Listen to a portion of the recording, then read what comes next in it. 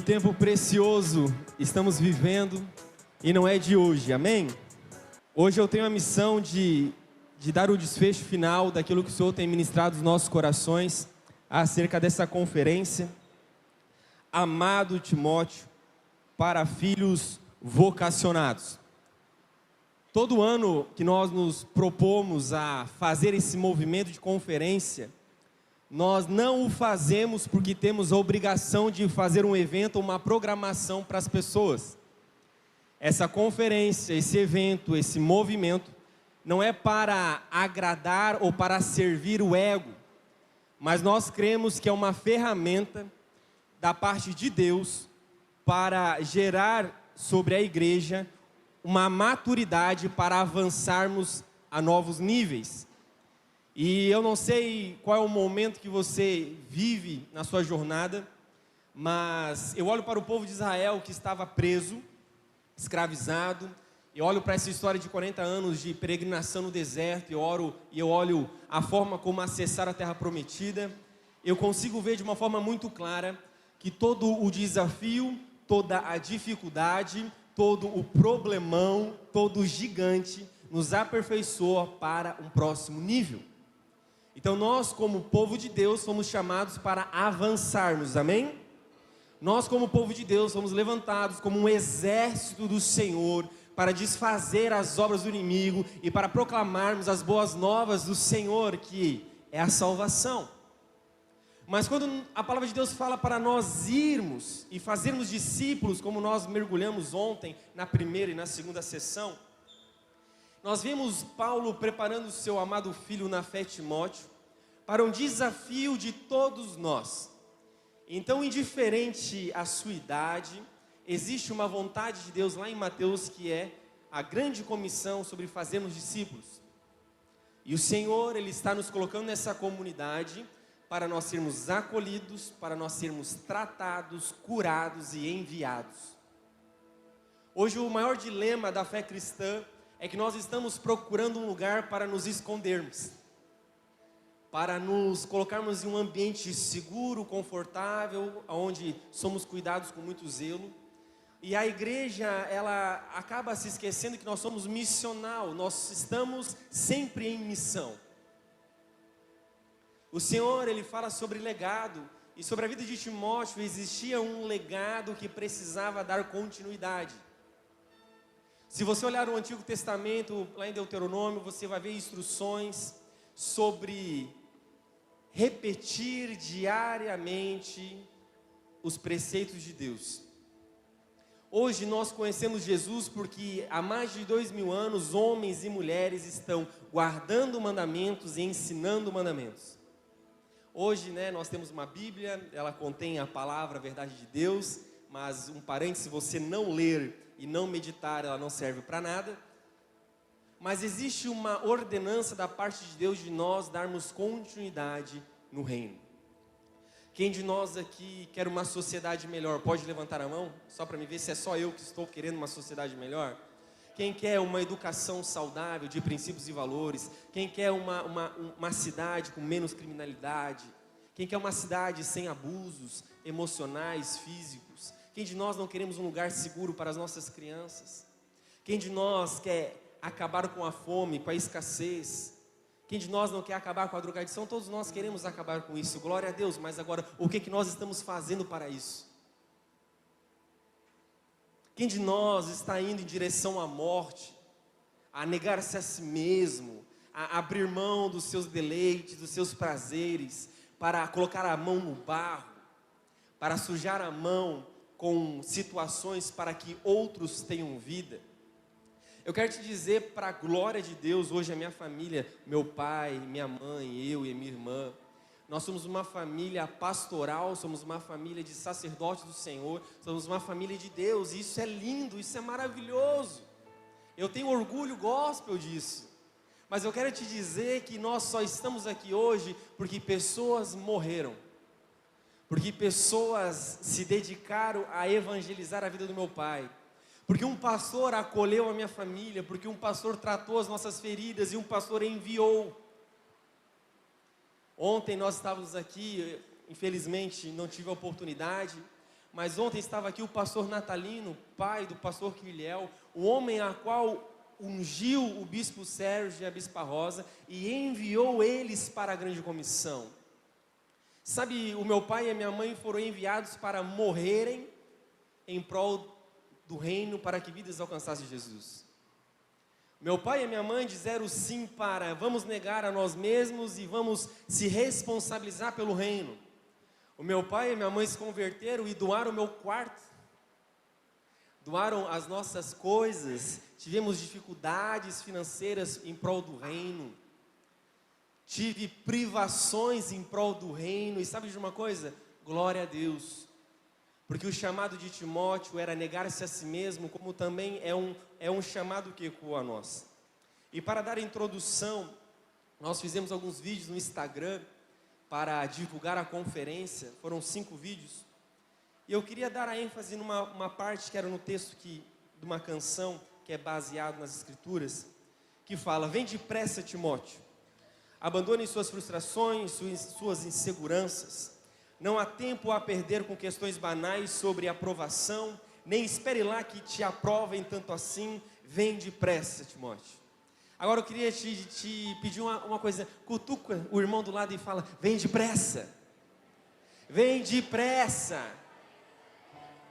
Não é aquilo que a gente faz com as nossas esposas, eu já vou trocar a lâmpada, e depois de 15 dias nós trocamos a lâmpada, né?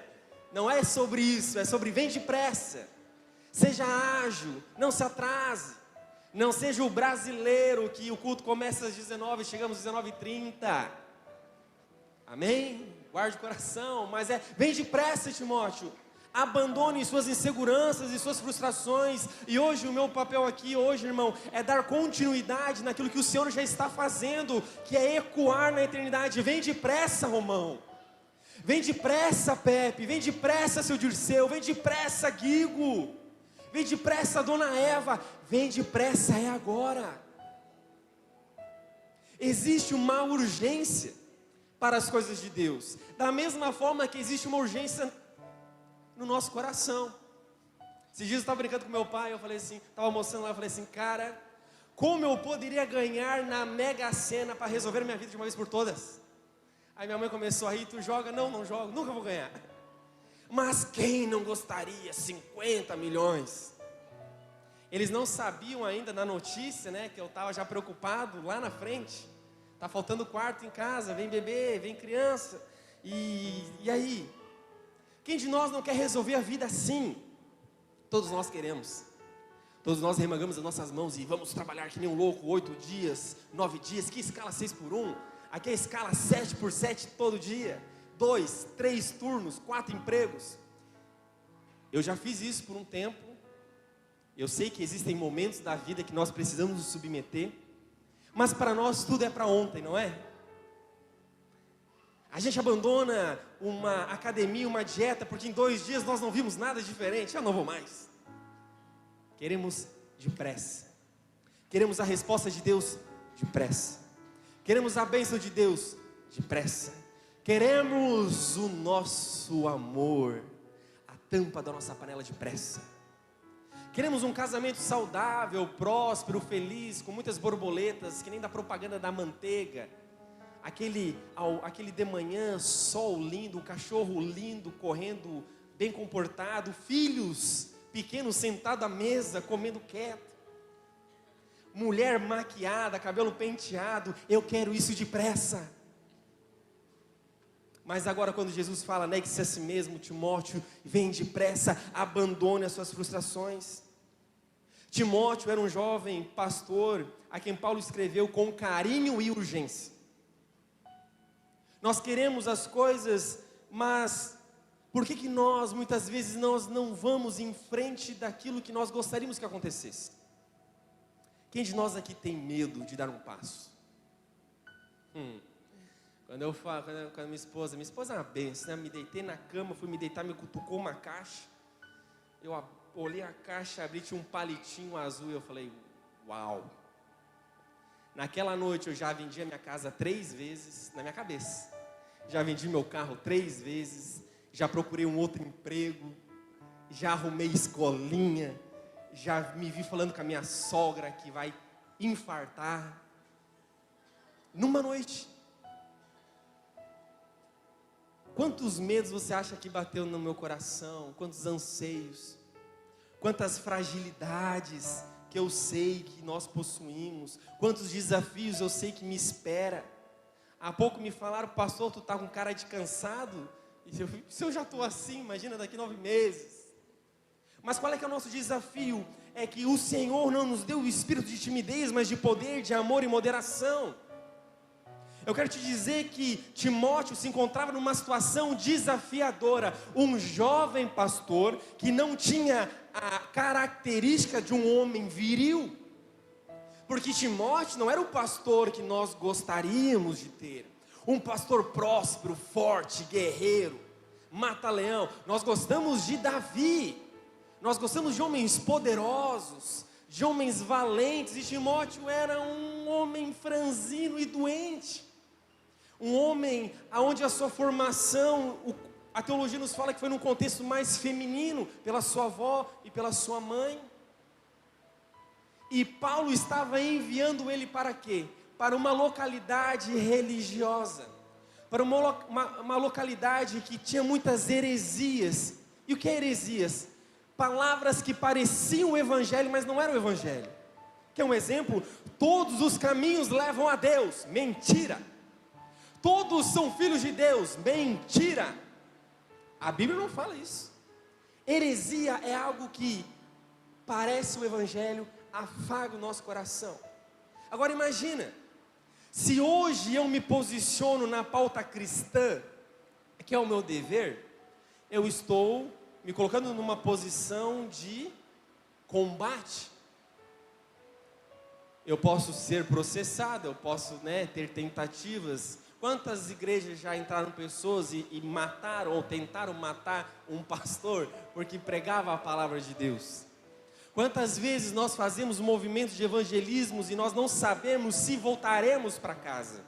Porque a intolerância religiosa, irmãos, também existe com os cristãos. Mas Timóteo tinha um convite de urgência sobre: venha pastorear e venha combater um bom combate. Timóteo poderia colocar a desculpa do medo, da situação, dos desafios. Mas Timóteo, ele conseguiu tomar uma decisão e seguir a vontade de Paulo sobre a vida dele. Eu quero te dizer que hoje, muitos de nós, o pastor Kirléo lançou palavras aqui nessa noite do Senhor, porque também isso confio no meu espírito, palavras proféticas, dons, uma porção do Senhor, uma unção. E todo dom que a palavra de Deus nos fala, são dons para edificação do corpo de Cristo. Então, se eu recebi um dom, e eu não uso para edificar o Gilson, isso não serve para nada. E eu prestarei conta disso. Mas nós não fluímos nos dons, porque nós somos inseguros. E precisamos de aprovação. Será? Se alguém bater nas minhas costas, vai lá, eu vou. Mas será que aquilo que eu for falar da parte de Deus, o irmão vai gostar ou não? Irmãos, eu quero te dizer que eu me sinto um pouco Timóteo, porque com 20 anos de idade, eu fui consagrado a pastor. E aí colocaram um jovem, naquele tempo tinha cabelo, naquele tempo era magro, era um palito, feio, com mau gosto de roupa. Hoje eu não sou muito belo, mas hoje a minha esposa me ajuda muito, nas minhas vestimentas. E não tinha nada a não ser um chamado. Eu não tinha nada de sólido. Eu não tinha nada seguro. Eu só tinha uma palavra. Eu não tinha uma vida financeira estável. Eu não tinha uma família construída já. Eu não tinha a maturidade emocional, eu não tinha o conhecimento bíblico que eu acredito que deveria se ter. Eu não tinha nada, eu tinha uma palavra e um Paulo na minha vida que foi o meu pai. Eu tive uma palavra onde eu precisava ir e alguém que foi e me apoiou. Quantas vezes eu me deparava para aconselhar um homem de 60 anos, e eu via na cara daquele cara, olhava para mim, seu piá, não sabe nada. E eu lá, quer que eu ore pelo senhor? Não, não quero. Mas pegava a oração do bispo. Ou uma vez que vieram visitar a igreja e eu não tinha nada a ver com isso, eu fui pegar uma coisa no escritório por trás, e se manifestou uma pessoa no evento, e aí nessas horas lembraram que o pastor, viram que eu estava lá, pastor, venha expulsar demônios. E aquele dia eu não estava no meu melhor look, eu estava de chinelo, bermuda regata e boné, aba reta. Eu quero te dizer que o Espírito reconheceu uma autoridade porque saiu. Aí o pastor é top. Quando o endemoniado viu que era eu, tu era o pastor? Esse aqui é o nosso pastor. A pessoa fez assim, isso? E eu, tudo isso, para a glória de Deus é o que temos. É claro que existem muitos desafios, mas existe uma urgência. A minha vida foi prematura de muitas formas. Assumi um ministério rápido, formei família rápida, fiz filhos rápidos, tive uma independência financeira rápida, sabe por quê? Porque vem depressa. Só que eu não alcancei andares para depois me responsabilizar por coisas de Deus. Não. Eu tive que dar um passo como Timóteo, eu fui em direção a uma palavra. E Deus proveu. Deus moldou. Deus abriu caminhos. Então, quando vem depressa, Timóteo, eu quero te dizer que não existe cenário ideal para você abrir uma célula. Não existe cenário ideal para você querer se tornar um evangelista. Não existe um cenário ideal para você querer fazer parte da banda.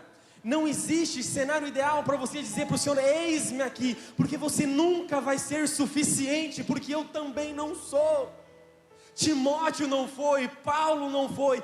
Somente Cristo era suficiente por ele ser Deus. Mas agora Davi não disse não. Paulo não disse não. Pedro não disse não. Sadraque, Mesaque, Abidnego não disseram não. Daniel não disse não. E nós temos prazer de ler esses homens bíblicos e falar, nossa! Mas aonde estão os Daniels de hoje? Aonde estão aqueles que se submetem a se colocar na cova dos leões? Quem de nós está sujeito a ser colocado na fornalha, mas nós não nos curvaremos diante dessas pautas demoníacas? Hoje nós, irmãos, nos tornamos uma igreja muitas vezes acovardada, porque nós temos necessidade de aprovação, e eu quero te dizer que a aprovação, ela só acontece depois da provação. Vem a prova e depois a aprovação. Você não vai passar de ano sem antes passar pela prova. E antes de você passar pela prova, você vai passar pelo estudo. E essa é a nossa vida. Porque o nosso Deus, Ele é pedagógico. Eu vejo na minha vida alguns ciclos que viraram. E todos os ciclos da minha vida viraram quando eu soube que eu ia ser pai. E ontem eu estava falando com o irmão lá de Venâncio, o irmão chegou para mim e falou assim, pastor, fica tranquilo, porque eu tenho 3 também, não é tão difícil. E eu, tá. Outros falaram o contrário, mas está tudo certo. E ele falou algo que eu comecei aí, eu falei, cara, eu preguei isso quinta-feira agora. Porque ele falou a mesma coisa e eu acredito nisso. Porque todo desafio que eu coloco na minha cabeça, poxa, agora eu tenho que dar o Senhor, Ele dá um jeito de me ajudar a dar um passo. Então eu consigo ver 3 momentos da minha vida onde os meus filhos, tu quer dar um passo para frente, engravida a mulher. E eu quero só fazer um parênteses, o anjo do Senhor continua pairando sobre este lugar, né, Juliana? O anjo de Deus continua pairando sobre este lugar. Então você que é casado diante de Deus, da lei dos homens, né, que está, né, amando a sua esposa, saiba que o Senhor está nos dando filhos e glória a Deus por isso. Porque nós estamos preparando um exército para mudar essa geração, mudar essa cidade, mudar essa cultura, mudar os colégios. Mas agora, irmão, sabe o que nós estamos fazendo com essas crianças? Nós estamos preparando elas para mandarem para o batedouro. Nós estamos preparando as nossas crianças para colocar na trincheira da guerra.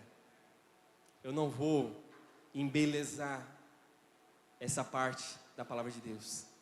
Eu estou treinando os meus filhos para darem a vida para outros terem vida. Vocês que têm filhos no Senhor, vocês estão moendo a vida deles para que eles tenham um caráter aprovado de Cristo Jesus. E isso não é bonito. Isso é o desafio. Nós pais, nós queremos, pelo menos eu, né, por mim eu botava todo mundo embaixo do meu braço e ficava aqui guardados. Semana passada eu passei por uma situação com meu filho mais velho, que me doeu o coração, mas no final de tudo meu coração se alegrou. Na nossa casa é uma loucura, todo mundo junto, come junto, aí na hora de dormir, um vai para cá, um vai para lá, e o meu filho mais velho começou a ter medo, né? Então toda noite aquele parto para fazer o menino dormir no quarto dele. Aí eu cheguei assim, cara, não aguento mais, cara, vai dormir nesse quarto sozinho com teu irmão. E eu me deitei, deu 1 minuto, eu vi a portinha, aquele olhar, eu falei, cara, não me aparece mais aqui.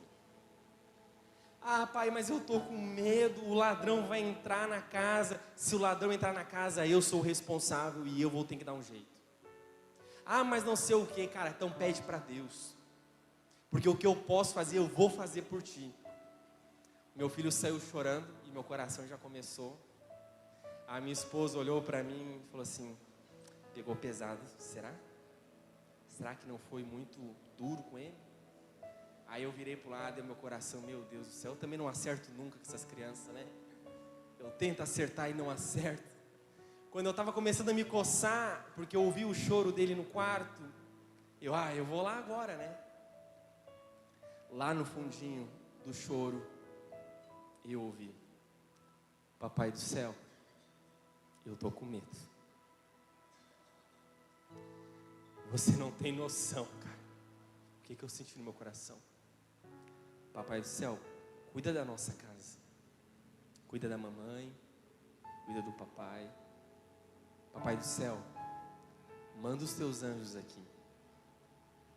Naquele momento, irmãos, eu vi que o meu filho entendeu que existe alguém maior. Naquele momento eu pude ver que por mais que existem variações na sua fé e na sua prática, na hora do aperto, ele sabia que existia um pai. Agora o meu coração dói por dizer, levanta, não chora, seja homem, não fale assim com a sua mãe, não trate menina assim, primeiro as coisas do Senhor. Paulo fez isso com Timóteo, e a palavra de Deus tem urgência. Eu não posso esperar o meu filho ter 18 anos para dizer para ele, Oliver, vai e prega a palavra, Zion, vai e prega a palavra, é agora. E o Senhor tem propagado a sua palavra através de homens e mulheres que têm falado, eis-me aqui, Senhor Deus, eu queimarei as minhas carroças, eu queimarei as minhas redes, mas eu serei uma resposta para o clamor que o Senhor tem levantado sobre essa terra. Eu serei aqueles que se responsabilizam.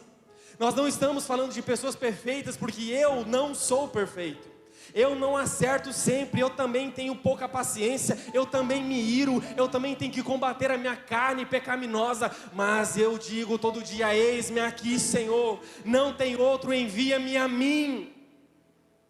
E hoje nós temos um momento maravilhoso, porque o reino de Deus, ele não é feito de Bispo Sérgio, o reino de Deus não é feito de Pastor Anderson, o reino de Deus não é feito de pastor Carlos, pastor Kirliel. O reino de Deus não é feito de um homem. O reino de Deus é feito de homens e mulheres. E nessa noite, nós como congregação, nós estamos dando um passo a mais um ciclo de maturidade que o Senhor tem nos proporcionado. Quem esteve ontem aqui, o pastor Lucas lançou palavras sobre essa comunidade, e são palavras que estão alinhadas com aquilo que nós enxergamos. Apacentar vai ser relevante, e não é para achismo, não é para a glória do homem, não é para dizer, nossa, o Anderson, o Sérgio são bons, não. Essa igreja será relevante, porque nós estamos sedentos pela palavra de Deus, nós estamos sedentos em fazer discípulos, nós estamos sedentos em investir em vidas. não importa o tamanho da igreja, não importa a qualidade dos equipamentos, nós queremos sim o melhor, mas isso é secundário. Nós estamos preocupados em cuidar de vidas, nós estamos preocupados em ter tempo de mesa, nós estamos preocupados em saber o nome um do outro, nós estamos preocupados em sermos família, que ceiam, que tem olho no olho, que tem troca de vitórias e de derrotas. E nós como igreja, nós funcionamos um pouco diferente de muitas congregações. E eu nem estou aqui querendo falar de certo ou errado, mas eu quero falar sobre o mais bíblico possível. Nós olhamos na palavra de Deus, lá em Atos capítulo 14, verso 23, se você quiser abrir.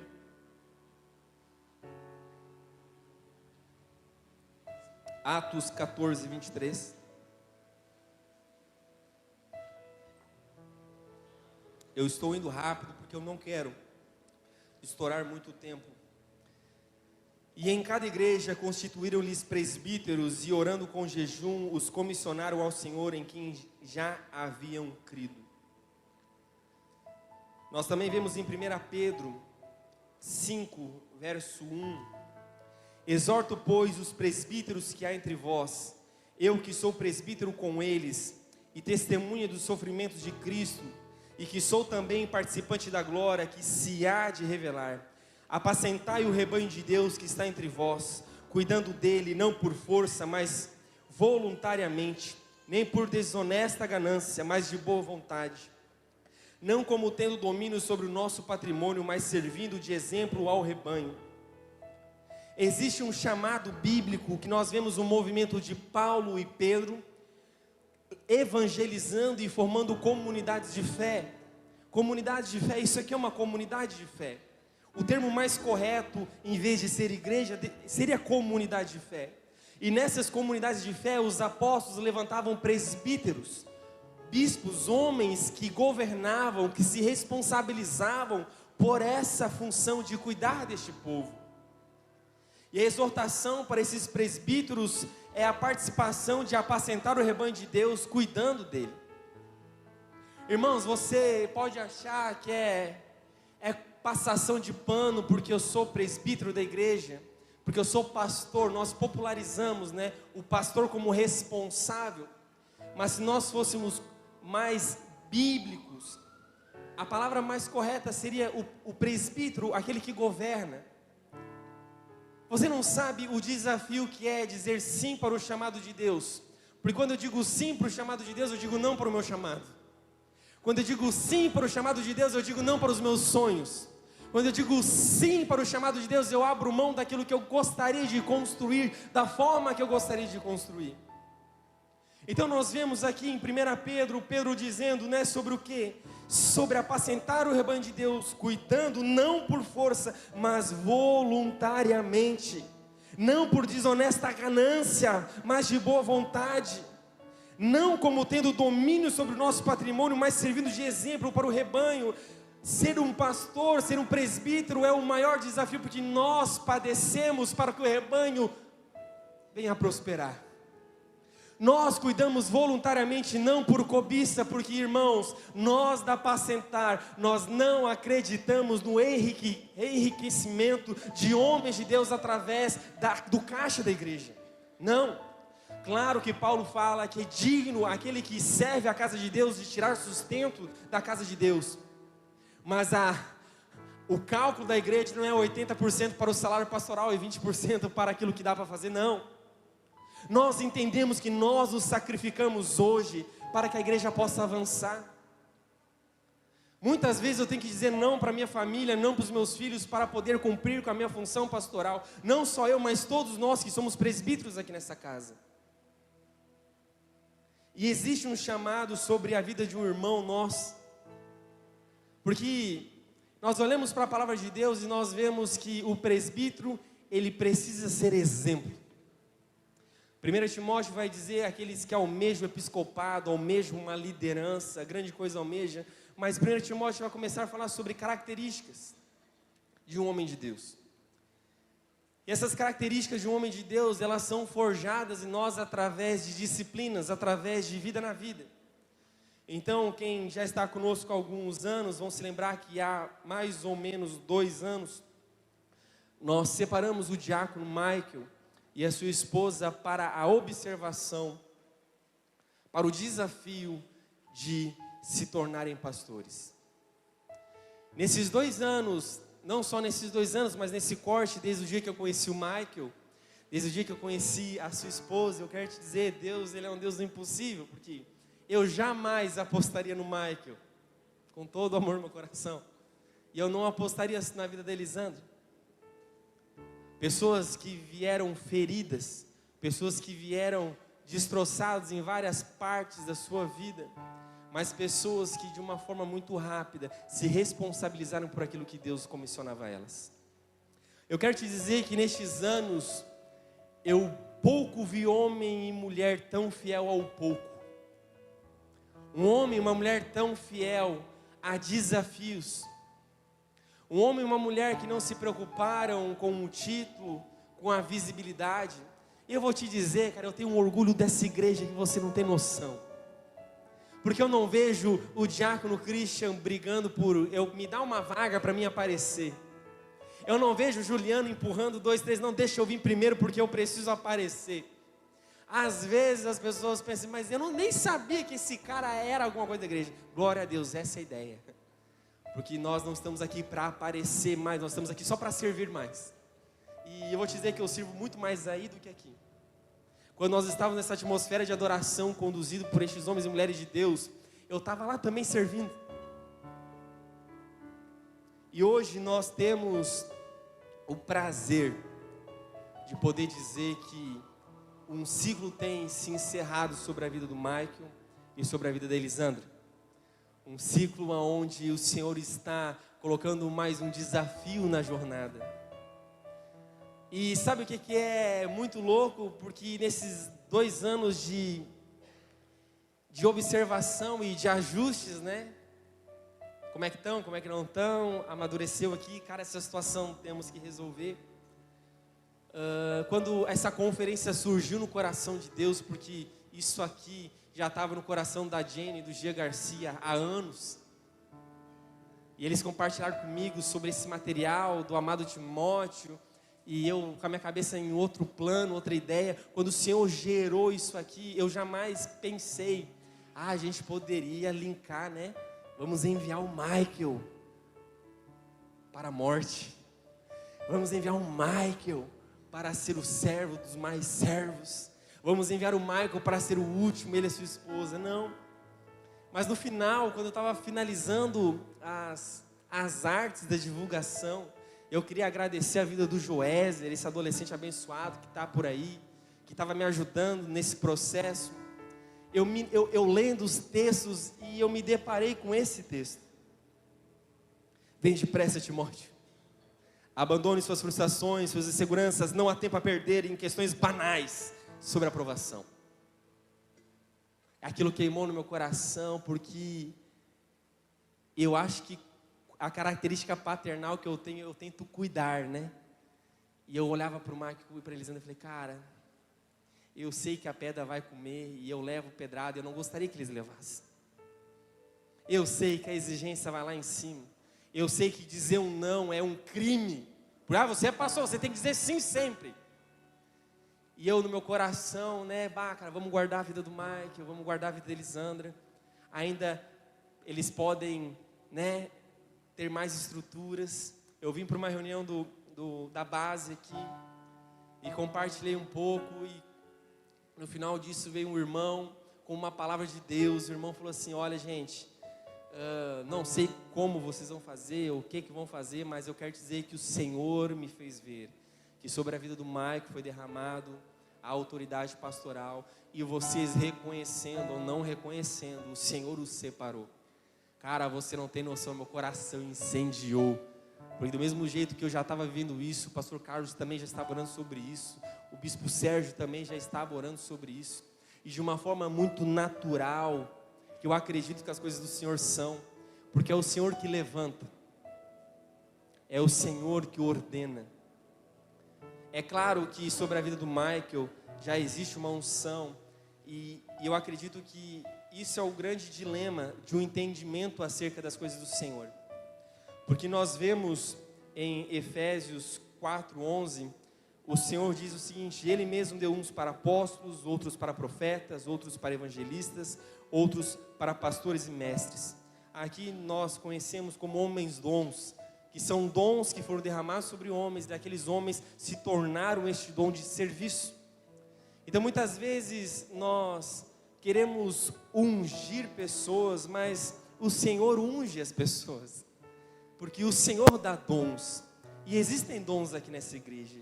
Existem homens com dom apostólico, existem homens com dom de profecias, existe o dom do evangelismo aqui neste lugar, existe o dom pastoral de cuidado de vidas, existe o dom manifesto aqui sobre mestre, aqueles que têm ensinado.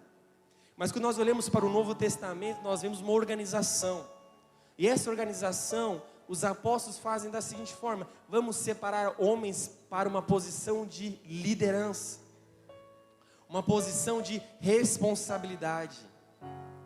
E eu vou te dizer, essa igreja, nós só somos o que somos porque nós entendemos que o Senhor levanta presbíteros no plural. Se você ler todo o Novo Testamento, você só vai ver em Timóteo falando presbítero no singular, porque está falando sobre a característica do presbítero. Mas em todos os outros textos você vai ver presbíteros no plural, porque são homens levantados para juntos governarem uma igreja. É claro que em Apocalipse nós vemos o Senhor, levantando o anjo da igreja como aquele que tenha uma responsabilidade, uma revelação um pouco maior. Mas nós andamos juntos, sabe por quê? Porque isso é aquilo que traz segurança para essa igreja. Porque, irmãos, eu tenho um prazer imenso de dizer uma coisa: se eu cair, essa igreja continua andando. Se o bispo Sérgio cair, essa igreja continua andando. Se o pastor Carlos cair, essa igreja continua andando de forma saudável. Sabe por quê? Porque homem nenhum é único aqui neste lugar. Nós estamos sujeitos uns aos outros. Nós prestamos contas uns aos outros. Nós somos surpreendidos quando bate na porta, chega 7 pessoas, a gente veio conversar com você. Uau, isso não está certo. Amém, vamos se submeter. Se hoje nós estamos colhendo frutos, esses frutos no meu coração, eu tenho uma certeza que é o fruto de uma igreja responsável. Uma igreja que não está brigando para ver quem aparece mais. Uma igreja que não está brigando para ver quem é o pastor presidente, o estrela, o showman. Mas quem de fato quer se responsabilizar para ajudar vidas a conhecerem Jesus. E sem mais delongas, hoje o Senhor Ele está comissionando.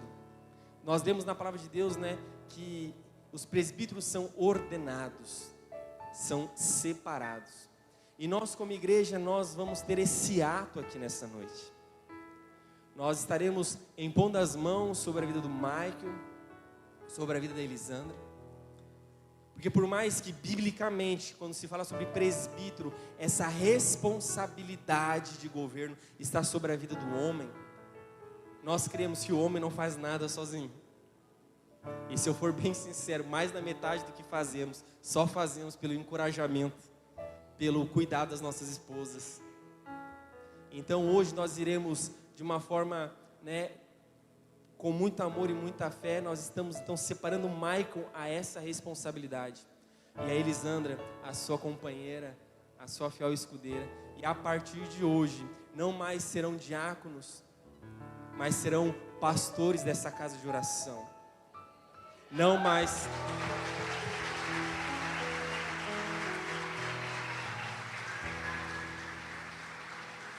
Glória a Deus. Então, para isso eu queria convidar o presbitério que está por aí.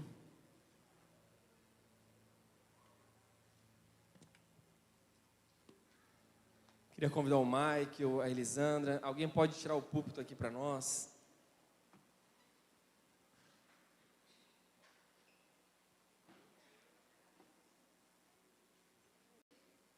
O Neilton no teclado. Nossos músicos, Neilton, venha, irmão. Se apresse. Glória a Deus. Amém.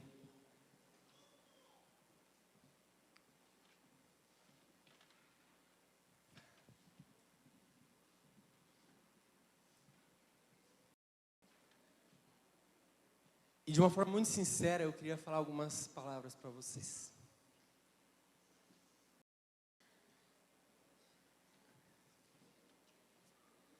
Deus, no seu infinito conhecimento, porque Ele sonda o coração de vocês, eu sinto no meu espírito Deus falando sobre aquele que tem zelo por servir à mesa.